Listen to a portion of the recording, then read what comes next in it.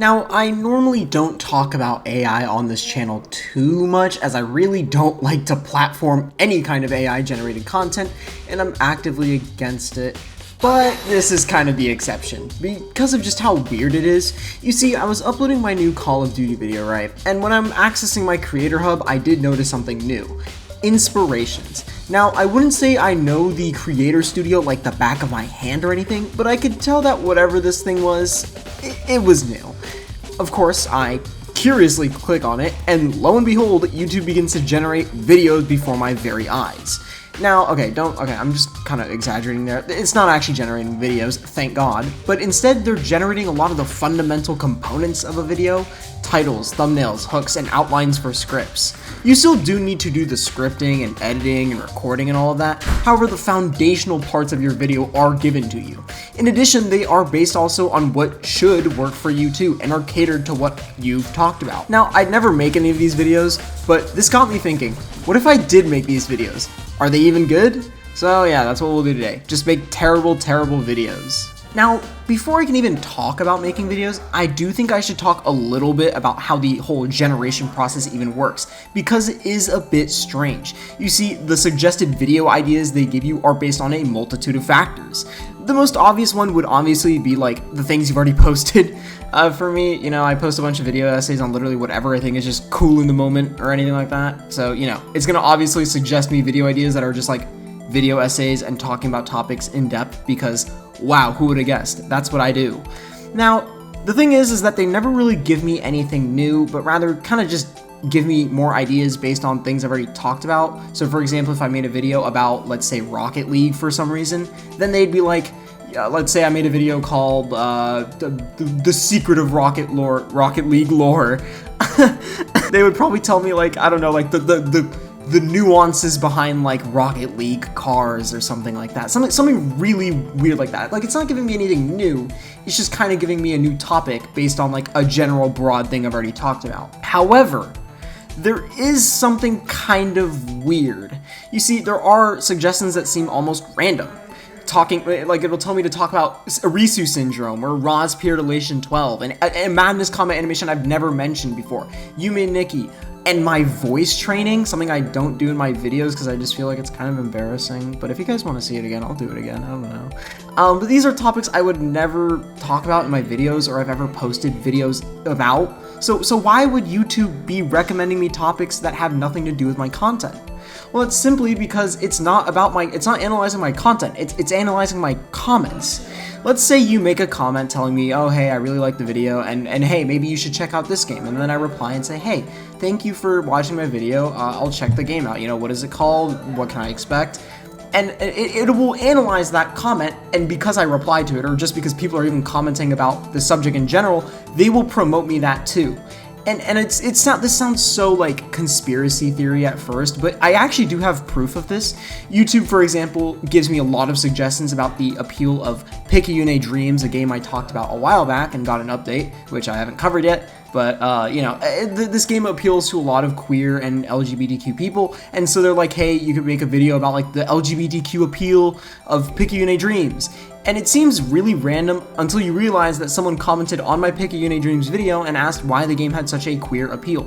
Or another good example is YouTube suggesting I talk about Arisu syndrome, a game I have never talked about in any capacity with the exception of the time that someone commented and suggested I play the game and I showed interest. My final example would be YouTube continuously suggesting I talk about edgelords or confessing my edgelord past because of a single comment that asked what I meant by like being edgy, bites you back and later, and I said I was like an edgy asshole at one point. So yeah, it is very weird, and it really does kind of creep me out a little bit. It's like your boss at work going, hey, I think you should do this kind of work. Why? Because I tapped all your phone calls with all your coworkers and listened to all of the conversations you've had in the workplace. So yeah, that should help you, right? And then they give you like the work and it's like mid. I don't know how to put it, but you kind of get the idea. It's like just you're being watched.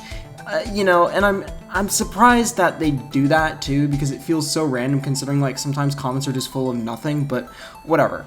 However, okay, here's the thing, right? They analyze all of this stuff. Hell, they probably even analyze the video you post. I wouldn't be surprised. They're getting all this information. You would expect the videos to be good, right?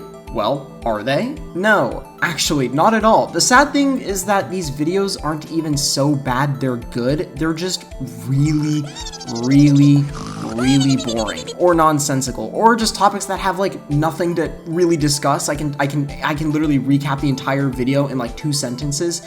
About 90% of the videos I have like gotten generated were just boring as hell or weird. Quote, talking about my edgelord past. Quote, Schlep vs. the modding community, an epic saga. Quote, why the 2024 Olympics Games VFX felt off? Not to mention, each one will get its own unique outline and generated hooks for you to read. The hooks they generate here's the thing, right? Recently, Wikipedia, there's an entire page talking about like how to analyze AI text, and this thing does everything, and these feel so like they lack any personality and are basically just like cookie cutter in the way that they are just like, they follow like a very similar kind of path, and they will always, in every single one I have seen, they always do the it's not just blank but blank, or it's not, they'll make a lot of those. Again, if you're really interested in how AI generates text or the kind of common patterns you can see, just go to the Wikipedia page. You will notice a lot of those. You'll notice kind of the weird parts about, you'll kind of see what I'm talking about, okay? I really can't even put it into words. It just feels so inhuman, I guess, is all I can really say. Okay, enough about the hooks though. There are also outlines, and the outlines are arguably worse as they follow the same kind of bland and basic flow you learn in elementary school. They will always break down the video into 5 sections. An intro, 3 body paragraphs, and a conclusion, and in each section there are 3 bullet points. If you ever learned the essay burger format in like elementary school, it is literally the essay burger. But rather than like an essay burger, it's a nothing burger. Because the AI is always locked to doing 3 body paragraphs no matter what. Even if maybe the video only needs 2 or even 1 body paragraph, leading to like this sense of like bloat or just nothing or even confusion. It's like trying to meet like a writing requirement on an essay and basically just like, you're just like, well, I finished the entire essay in 350 words and now it's telling me to do 500, so I'm just gonna say nothing for like 2 whole paragraphs. That's essentially what this is doing. Not to mention the conclusion. The conclusions always try and draw this like bigger picture. Even if like there's not a deep point to make and it just feels more bloated or like freaking really pretentious at times. Like I could talk like forever about the flaws with this system. And I haven't even talked about the thumbnails. Why does this car have 2 sets of headlights? Why is it called initial D? Wait, okay, no, what even is this car? I'm sure you probably get the point at this point. These video foundations, like the fundamental parts they give you, are so like the foundation of the video itself is just flawed, and overall are just terrible. They're awful. They're horrible. But that doesn't stop me from trying to make them anyways. I spent way too long trying to. I'm not gonna lie. I probably could have made a video, like 2 video scripts, I don't know, in the time that it has taken me to write one, because it is just so hard to even get a funny video that is stupid and nonsensical, and it's even harder to get a video that just you can even write, because some of them just don't make sense. I got one of the suggestions I have are claiming that Rospierre Dilation 12 is a game. How am I supposed to make a video out of that? Talk about the gameplay mechanics that you can pause and use the arrow keys to skip around. There's volume. There's nothing.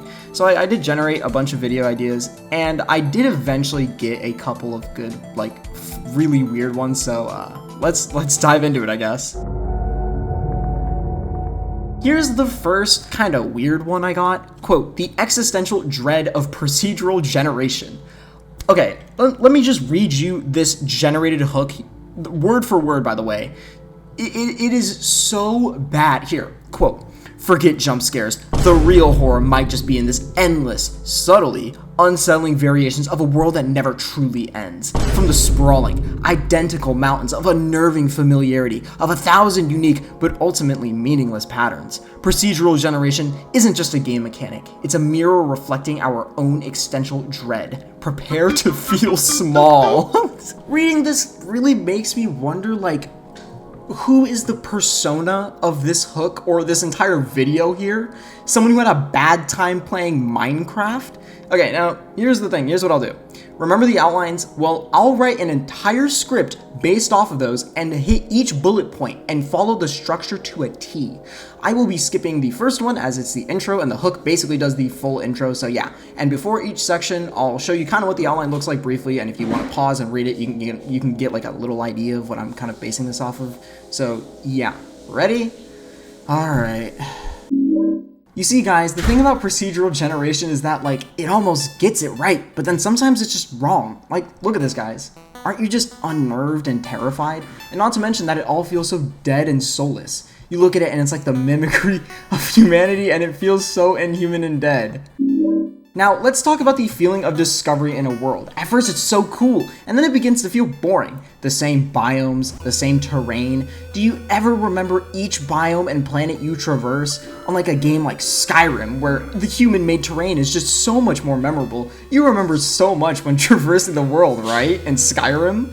When you play No Man's Sky, are you even like discovering anything anyways? Did you discover a planet, or was it unveiled by an algorithm for you? Let's get the bigger picture here. When faced with the feeling of insignificance in these kinds of games, doesn't it kind of remind you of reality? The universe is so big in the end and has no real meaning, just like my Minecraft world. It honestly reminds me so much of the works of H.P. Lovecraft and his concept of vast things that we can't comprehend at all.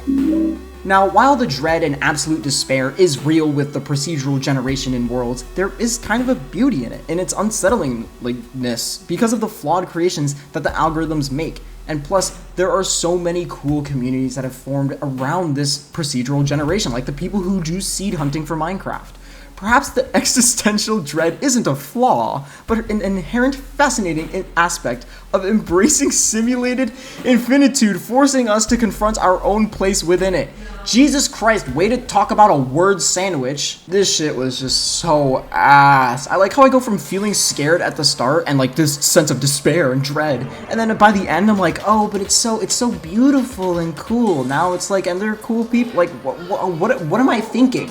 And not to mention, this video is just wrong. I've played so many procedurally generated open world games, and never once have I gone, wow guys, I feel so insignificant in this grand world.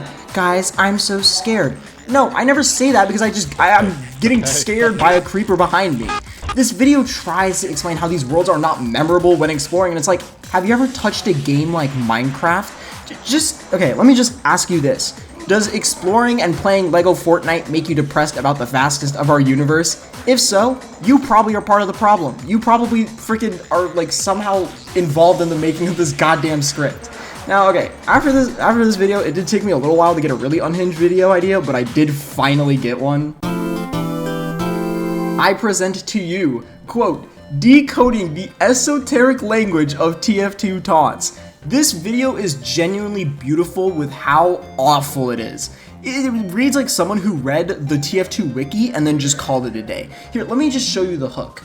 Quote, you've been there. You land a perfect air shot, pop an Uber, and then immediately hit that taunt button. But do you know the unspoken rules, the nuanced subtext, the strategic genius behind that dueling banjo or conga? We're diving deep into the player-created language of TF2 taunts, exploring how these simple gestures have evolved into a complex system of communication and psychological warfare. This hook is already absolutely beautiful, like genuinely. Who is landing an air shot, then popping an Uber? Like you hit an air shot with the Crusader's crossbow, or God forbid the Blutsauger, and then you go to Ubering someone, and then you taunt and waste the Uber because you're standing there going, Danke, Doomkopfs, or whatever he says. Like, saying there's complexity behind taunting as gesture, like, you can tell this one's freaking potent. You guys know the drill, we're gonna skip the first, blah, blah, blah, blah, blah. Let's just talk about this, or I guess read the script. Now, the first thing about TF2 taunts is their viability in the battlefield, like with baiting and provoking enemies. This works especially well on snipers, as standing still on the battlefield and taunting will piss them off enough to not hit you. Not to mention they work well as victory dances or moves, and this poses no threat whatsoever. But lastly is the infamous kill taunt, when you spam a taunt behind a corner until someone is unfortunate enough to walk into it at the worst time. These are displays of luck, dedication, and also no skill. Taunt etiquette, and when to taunt and when not to taunt, is something we all know about because it's not real. This is all AI. There's no taunt. Now, the other thing about taunts is their uniquity for each class, and this is actually really interesting. There are genuinely so many examples of uniquity per class. For example, Pyro can taunt while holding the Phlogiston with max oomph to get crits. And that's about it. I'm actually editing this right now. I'm like almost about finished. I completely forgot the Eureka effect, the Eureka effect taunt. So there's 2 examples, okay, of freaking taunt things, okay? I thought it was just flog, but it's not. I just remembered it's more than flog. Okay, anyways, back to the video. Lastly are the ways these taunts have been used by the community and the very unique interpretation of them, which also doesn't exist because they're friendly taunts. They don't mean anything. Taunts cost money. That's what makes them special. They have unusual effects which are unique to taunts, and there are no other items like that in TF2. The taunt market is really cool for that. TF2 taunts have bled into other... God, honestly, I'm not finishing this. The idea is shit. There is no esoteric meaning behind the TF2 taunts. There isn't any strategy behind them unless you're just sitting in a corner spamming kill taunts, or maybe, I don't know, using them to see around a corner, which is banned and competitive, I guess. So, I guess they do have strategic viability. This video just doesn't talk about that, though. Taunts don't bait or provoke enemies. They just leave you really vulnerable to getting killed, and you can't cancel it unless it's like a looping taunt. And sure, sometimes they can kind of provoke people, like a haha, I gotcha after a kill, but that's literally about it. Hell, I guess I would argue that they're more of a way to bring people together for fun. You can kind of see what I mean by the bloat as well when it talks about taunt economics. Like, what are you talking about? Yeah, they have unusual effects. That's like every item in TF2. Who cares? This video just acts so pretentious by trying to analyze some bigger picture about taunts that I genuinely just didn't know what to write. But whatever, let's just move on. For the final one, I have honestly saved the best for last. This is not a joke, but I didn't like, this is all generated by AI, and you can't like get it to generate this. This is a real thing they gave to me, and I'm just gonna let it fully play out in all of its glory. I'll read the hook and do all the outlines and stuff, and then I'll show the thumbnail. Let's go. Forget augmented reality. Prepare for FUMO, the groundbreaking concept that promises to literally rewrite your perception of existence. We're on the brink of a paradigm shift where your understanding of reality will never be the same again. This isn't science fiction. It's the future of how humans will experience the world, and you need to understand it now. FUMO promises to expand human sensory input when you do something, and it's sensory processing. And then here are examples of currently imperceptible data becoming accessible.